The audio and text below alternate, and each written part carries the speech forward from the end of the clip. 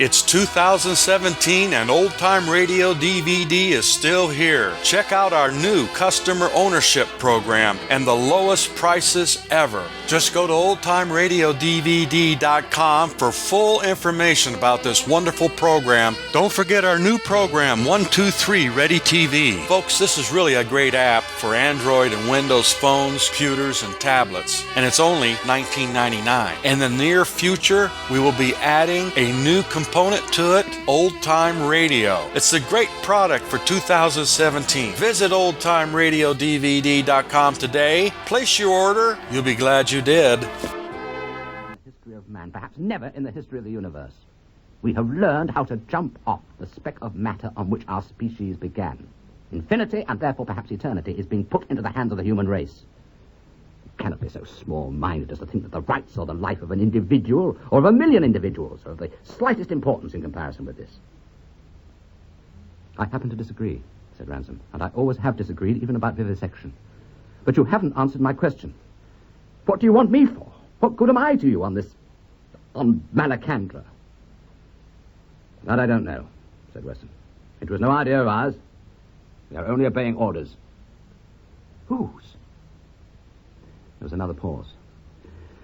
Come, said Weston at last. There is really no use in continuing this cross-examination. It will make things very much pleasanter during the voyage if you can only resign your mind to your fate and stop bothering yourself and us. In the meantime, if you'll follow me into the next room, we'll have breakfast. Ransom rose. His captor opened the door. Instantly the room was flooded with a dazzling golden light which completely eclipsed the pale earthlight behind him. I'll give you darkened glasses in a moment, said Weston as he preceded Ransom into the chamber out of which the radiance was pouring. It seemed to Ransom that Weston went up a hill towards the doorway and disappeared suddenly downwards when he had passed it. When he followed, which he did with caution, he had the curious impression that he was walking up to the edge of a precipice. The new room beyond the doorway seemed to be built on its side, so that its farther wall lay almost in the same plane as the floor of the room he was leaving. When, however, he ventured to put forward his foot, he found that the floor continued flush, and as he entered the second room, the walls suddenly righted themselves, and the rounded ceiling was over his head. Looking back, he perceived that the bedroom, in its turn, was now heeling over, its roof a wall, and one of its walls a roof. "You'll soon get used to it," said Weston, following his gaze. "The ship is roughly spherical, and now that we are outside the gravitational field of the Earth, down means and feels towards the center of our own little metal world. And this, of course, was foreseen, and we built her accordingly. The core of the ship is a hollow globe. We keep our stores inside it, and the surface of that globe is the floor we are walking on. And cabins are arranged all around this, the wall supporting an outer globe, which from our point of view is the roof. As the center is always down, the piece of floor you are standing on always feels flat or horizontal, and the wall you are standing against always seems vertical. On the other hand, the globe of floor is so small that you can always see over the edge of it, over what would be the horizon if you were a flea. And then you see the floors and the wall of the next cabin in a different plane. It is just the same on Earth, of course, only we are not big enough to see it." After this explanation, he made arrangements in his precise, ungracious way for the comfort of his guest or prisoner. Ransom, at his advice, removed all his clothes and substituted a little metal girdle hung with enormous weights to reduce, as far as possible, the unmanageable lightness of his body. He also assumed tinted glasses, and soon found himself seated opposite Weston at a small table laid for breakfast. He was both hungry and thirsty, and eagerly attacked the meal. But all these actions he had performed mechanically. Stripping, eating, and drinking passed almost unnoticed, and all he ever remembered of his first meal in the spaceship was the tyranny of heat and light. Both were present in a degree which would have been intolerable on Earth, but each had a new quality. The light was paler than any light of comparable intensity that he had ever seen. The heat, utterly free from moisture, seemed to knead and stroke the skin like a gigantic masseur. It produced no tendency to drowsiness, rather intense alacrity. His headache was gone. He felt vigilant, courageous, and magnanimous, as he had seldom felt on Earth. Gradually, he dared to raise his eyes to the skylight. Steel shutters were drawn across all but a chink of the glass, and that chink was covered with blinds of some heavy and dark material. But still it was too bright to look at. I always thought space was dark and cold. "Forgotten the sun?" said Weston contemptuously. Ransom went on eating for some time. Then he began, "If it's like this in the early morning," and stopped, warned by the expression on Weston's face. Awe fell upon him. There were no mornings here, no evenings, and no nights. "Don't talk," said Weston. "You've discussed all that is necessary. This ship does not carry oxygen enough for unnecessary exertion, not even for talking." The period spent in the spaceship ought to have been one of terror and anxiety for Ransom. He was separated by an astronomical distance from every member of the human race except two whom he had excellent reasons for distrusting. Devine and Weston relieved each other regularly in a room which Ransom was never allowed to enter, and where he supposed the controls of their machine must be. Weston, during his watches off, was almost entirely silent. Devine was more loquacious and would often talk and guffaw with the prisoner until Weston rapped on the wall of the control room and warned them not to waste air. But Devine was secretive after a certain point. He didn't give a damn, he said, for the future of the species or the meeting of two worlds. "There's more to Malacandra than that," he would add with a wink. "I'm not running all these risks for fun." Direct questions about Ransom's own role were usually met with silence. Only once, in reply to such a question, Devine, who was then in Ransom's opinion very far from sober, admitted that they were rather handing him the baby. "But I'm sure," he added, "you live up to the old school tie." All this was sufficiently disquieting. The odd thing was that it did not very greatly disquiet Ransom. It is hard for a man to brood on the future when he is feeling so extremely well as he now felt. There was an endless night on one side of the ship and an endless day on the other. Each was marvelous, and he moved from the one to the other at his will, delighted. In the nights which he could create by turning the handle of a door, he lay for hours in contemplation of the skylight. The Earth's disk was nowhere to be seen. The stars, thick as daisies on an uncut lawn, reigned perpetually, with no cloud, no moon, no sunrise to dispute their sway. There were planets of unbelievable majesty, and constellations undreamed of. Ransom now felt that Weston had justly thought him little-minded in the moment of his first panic. The adventure was too high, its circumstances too solemn for any emotion save a severe delight. But the days, that is, the hours spent in the sunward hemisphere of their microcosm, were the best of all. Often he rose after only a few hours' sleep to return, drawn by an irresistible attraction to the regions of light. He could not cease to wonder at the noonday which always awaited him, however early he went to seek it. There, totally immersed in a bath of pure ethereal colour and of unrelenting though unwounding brightness, he felt his body and mind filled with a new vitality. Weston, in one of his brief, reluctant answers, admitted a scientific basis for these sensations. They were receiving, he said, many rays that never penetrated the terrestrial atmosphere. Ransom did not, of course, spend all his time in basking. He explored the ship, so far as he was allowed, passing from room to room with those slow movements which Weston enjoined upon them, lest exertion should overtax their supply of air.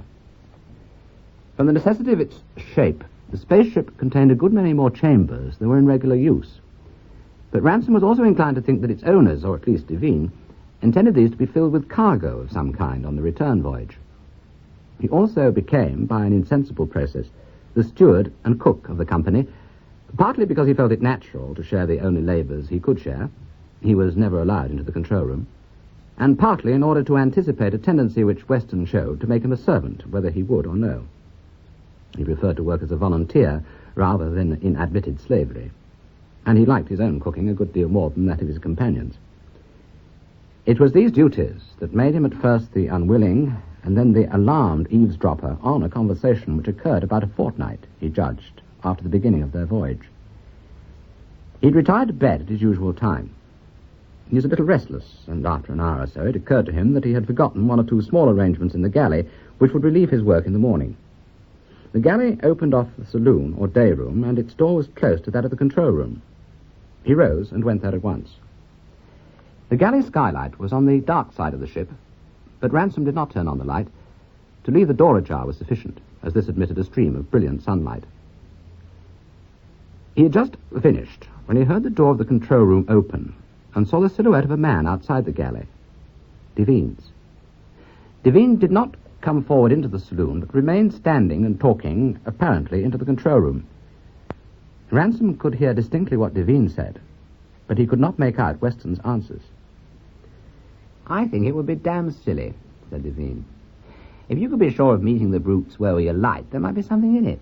But suppose we have to trek.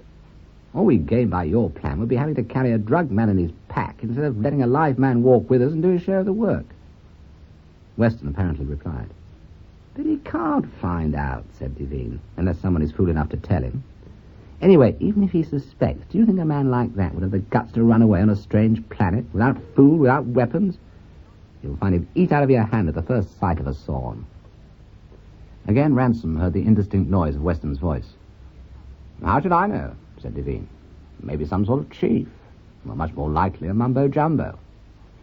It would explain why he was wanted. Human sacrifice, I suppose. At least it wouldn't be human from their point of view, if you know what I mean." Quite. It is understood that you're doing it all from the highest motives. So long as they lead to the same actions as my motives, you're quite welcome to them. You're not losing your own nerve, are you?" Devine was then silent for some time, as if listening. Finally he said, "You're so fond of the brutes as that, you'd better stay and interbreed, if they have sexes, which we don't yet know. Oh, don't you worry. When the time comes for cleaning the place up, we'll save one or two for you, and you can keep them as pets, or vivisect them, or sleep with them, or all three, whichever way it takes you. Yes, I know. Perfectly loathsome. I was only joking. Good night." A moment later, Devine closed the door of the control room, crossed the saloon, and entered his own cabin. The tension with which Ransom had been listening relaxed. He found that he'd been holding his breath and breathed deeply again. Then cautiously he stepped out into the saloon. Though he knew that it would be prudent to return to his bed as quickly as possible, he found himself standing still in the now familiar glory of the light and viewing it with a new and poignant emotion. Out of this heaven, these happy climes, they were presently to descend into what? Thorns, human sacrifice, loathsome, sexless monsters. What was a Sorn? His own role in the affair was now clear enough. Somebody or something had sent for him. It could hardly be for him personally. The somebody wanted a victim, any victim, from Earth. He had been picked because Devine had done the picking. He realized for the first time, in all the circumstances, a late and startling discovery, that Devine, since they were at school together, had hated him all these years as heartily as he hated Devine. But what was a Sorn? When he saw them, he would eat out of Devine's hands. And he was to be given to them. Somehow this seemed more horrible than being caught by them. Given, handed over, offered. He saw in imagination various incompatible monstrosities. Bulbous eyes, grinning jaws, horns, stings, and mandibles. Loathing of insects, loathing of snakes, loathing of things that squashed and squelched, all played their horrible symphonies over his nerves. But the reality would be worse. It would be an extraterrestrial otherness, something one had never thought of, never could have thought of. In that moment, Ransom made a decision. He could face death, but not the Sorns. He must escape when they got to Malacandra, if there were any possibility. Starvation, or even to be chased by Sorns, would be better than being handed over. If escape were impossible, then it must be suicide. Without hesitation, he stole back into the galley and secured the sharpest knife. Henceforward, he determined never to be parted from it. Such was the exhaustion produced by terror that when he regained his bed, he fell instantly into stupefied and dreamless sleep.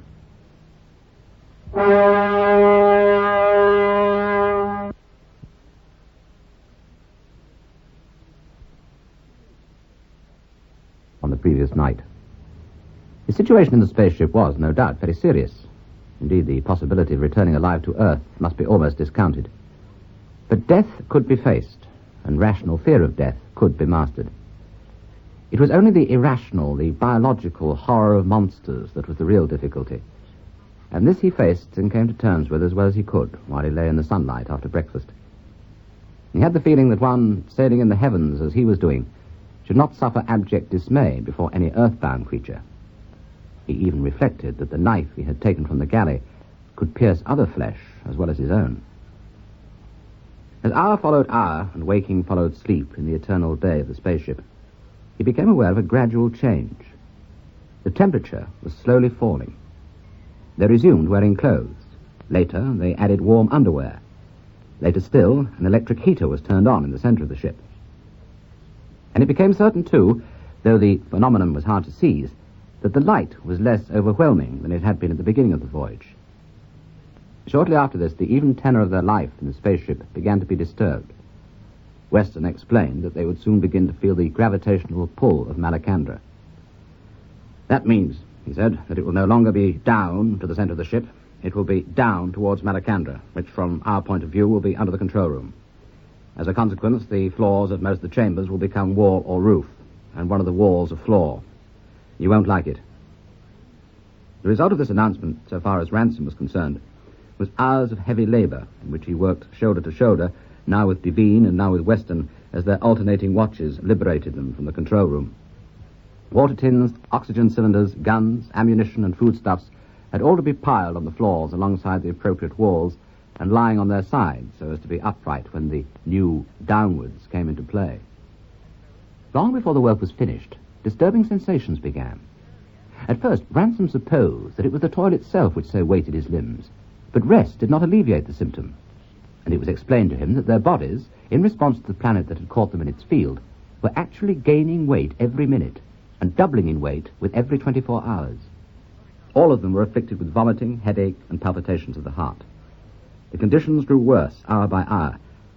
Soon one could only grope and crawl from cabin to cabin. All sense of direction disappeared in a sickening confusion. Weston grew grimmer and more silent than ever. Devine, a flask of spirits ever in his hand, flung out strange blasphemies and cursed Weston for bringing them. Ransom ate, licked his dry lips, nursed his bruised limbs, and prayed for the end. Time came when one side of the sphere was unmistakably down. Camp beds and tables hung useless and ridiculous on what was now wall or roof. What had been doors became trapdoors, opened with difficulty. Their bodies seemed made of lead.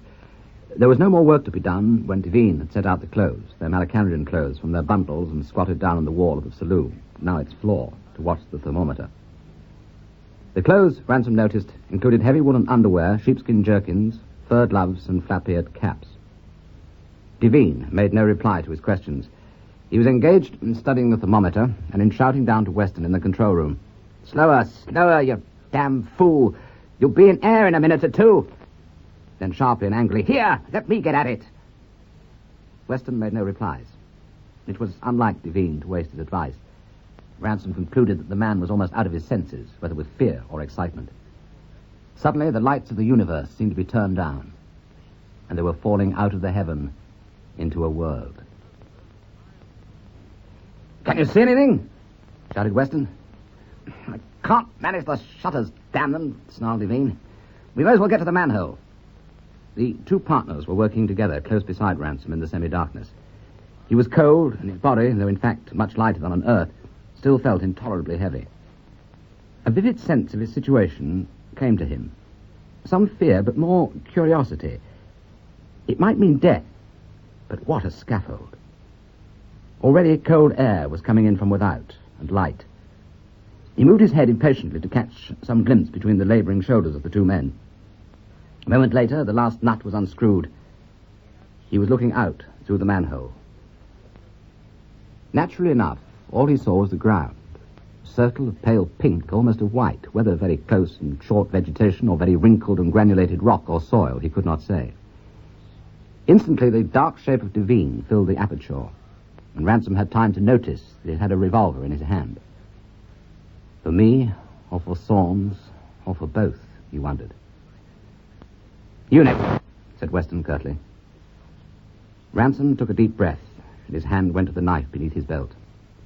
Then he got his head and shoulders through the manhole, his two hands on the soil of Malacandra.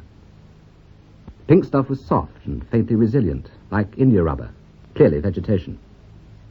Instantly Ransom looked up. He saw a pale blue sky.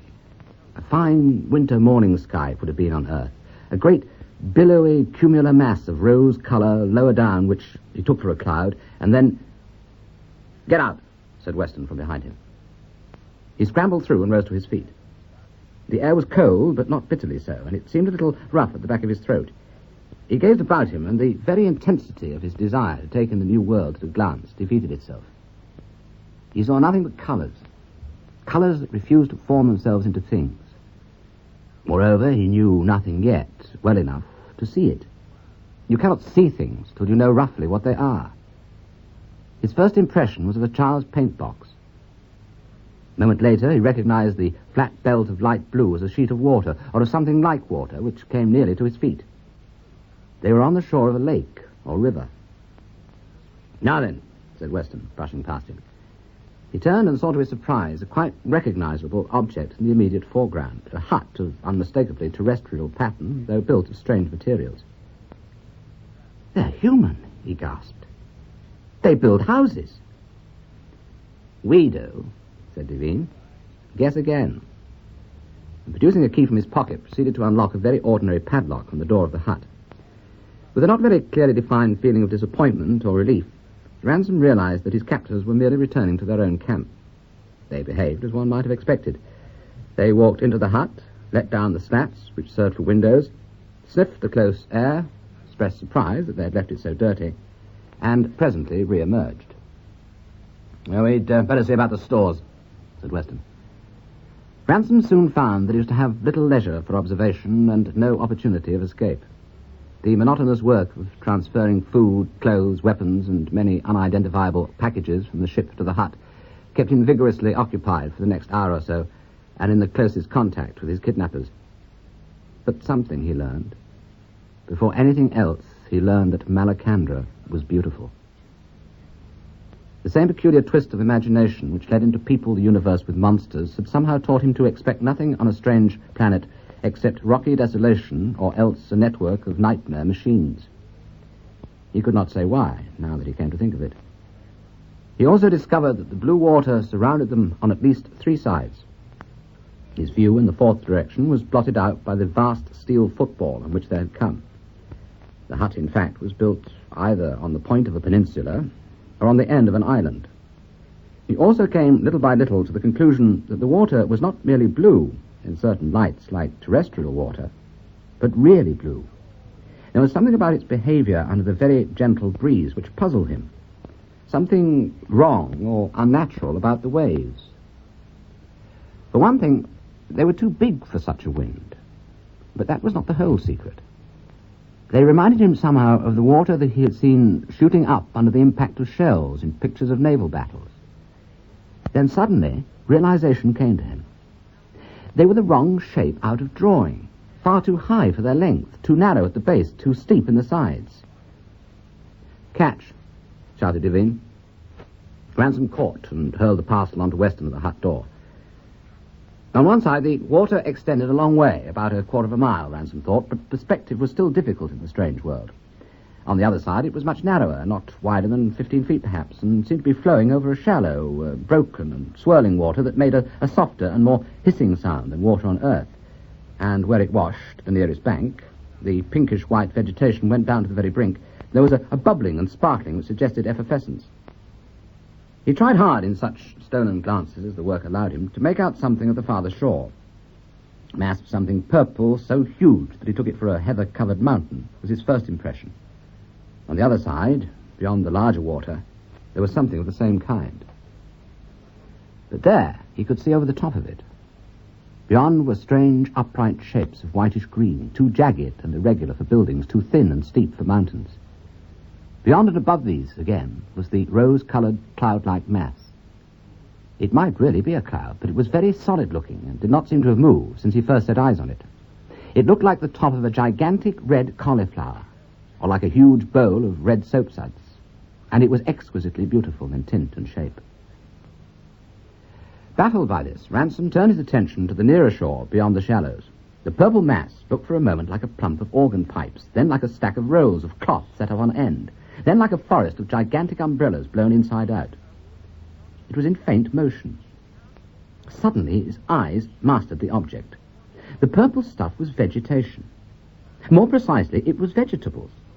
Vegetables about twice the height of English elms, but apparently soft and flimsy. The stalks, one could hardly call them trunks, rose smooth and round and surprisingly thin for about 40 feet. Above that, the huge plants opened into a sheaf-like development, not of branches, but of leaves. Leaves large as lifeboats, but nearly transparent. The whole thing corresponded roughly to his idea of a submarine forest. "Time for lunch," said Devine suddenly. A tin of beef and some biscuits were produced. Some whiskey, at Devine's suggestion and against Weston's advice, was poured into the tin cups and mixed with water. This, Ransom noticed, was drawn from their own water cans, and not from the Blue Lakes. As often happens, the ending of bodily activity drew Ransom's attention to the excitement under which he had been laboring ever since their landing. Eating seemed almost out of the question. Mindful, however, of a possible dash for liberty, he forced himself to eat very much more than usual, and appetite returned as he ate. His companion's eyes never ceased roving the landscape. They spoke abstractedly and often changed position and were ever looking over their shoulders. Ransom was just finishing his protracted meal when he saw Devine stiffen like a dog and lay his hand in silence on Weston's shoulders. Both nodded. They rose. Ransom, gulping down the last of his whiskey, rose too.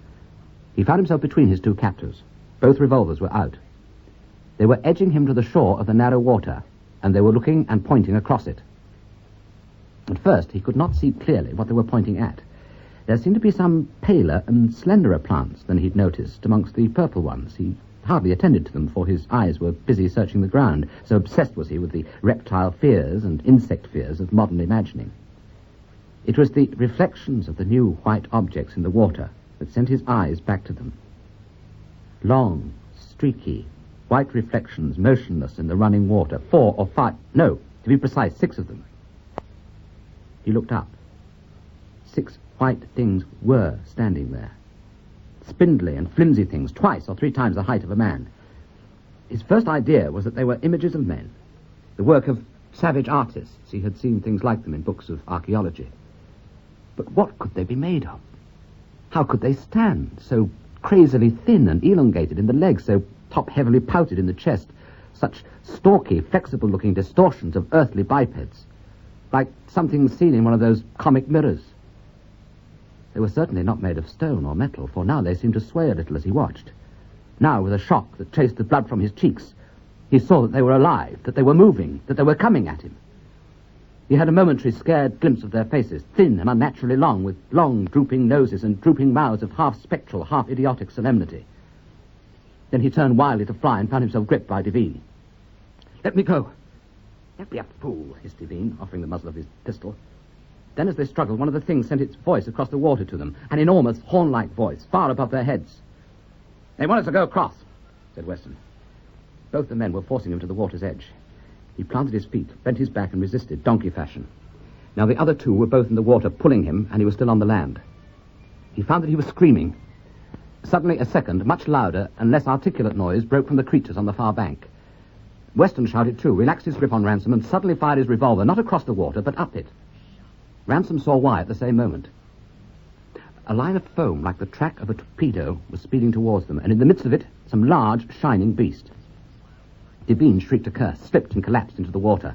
Ransom saw a snapping jaw between them and heard the deafening noise of Weston's revolver again and again beside him, and, almost as loud, the clamour of the monsters on the far bank, who seemed to be taking to the water too. He had no need to make a decision. The moment he was free, he had found himself automatically darting behind his captors, then behind the spaceship, and on, as fast as his legs could carry him, into the utterly unknown beyond it. As Ransom rounded the metal sphere, a wild confusion of blue, purple, and red met his eyes. He did not slacken his pace for a moment's inspection. He found himself splashing through water and crying out, not with pain, but with surprise, because the water was warm. In less than a minute, he was climbing out onto dry land again. He was running up a steep incline.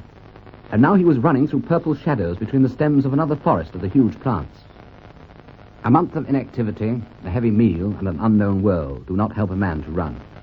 Half an hour later, Ransom was walking, not running, through the forest, with a hand pressed to his aching side and his ears strained for any noise of pursuit.